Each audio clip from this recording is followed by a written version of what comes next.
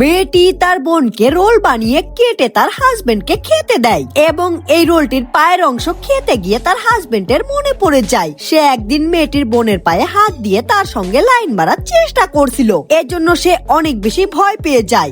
তবে মেয়েটির হাজবেন্ড আবার ভাবলো তার স্ত্রী তো কিছুই দেখতে পায়নি, এর জন্য সে রোলটিকে খাওয়ার চেষ্টা করলো, কিন্তু মেয়েটির বোনের পা তাকে লাথি মেরে দিল।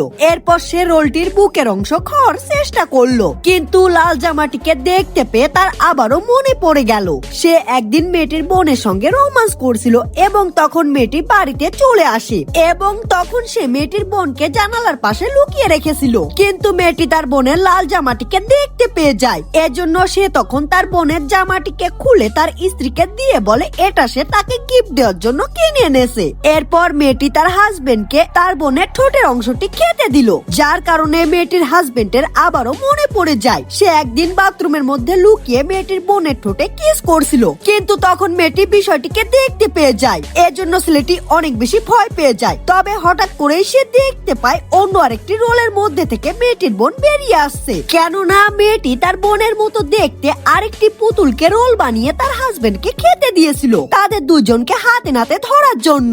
এবং মেয়েটির হাজবেন্ড যখনই দেখতে পায় মেয়েটির বোন জীবিত রয়েছে, তখন সে দ্রুত করে তাকে বাঁচিয়ে জড়িয়ে ধরে এবং তখনই মেয়েটি তাদের দুজনের উপর আক্রমণ করে তাদের দুজনকে অজ্ঞান করে ছোট হবার ওষুধ দিয়ে ছোট করে বার্গার বানিয়ে দুইটা শুকরকে দিয়ে সেই বার্গার খাইয়ে দেয়।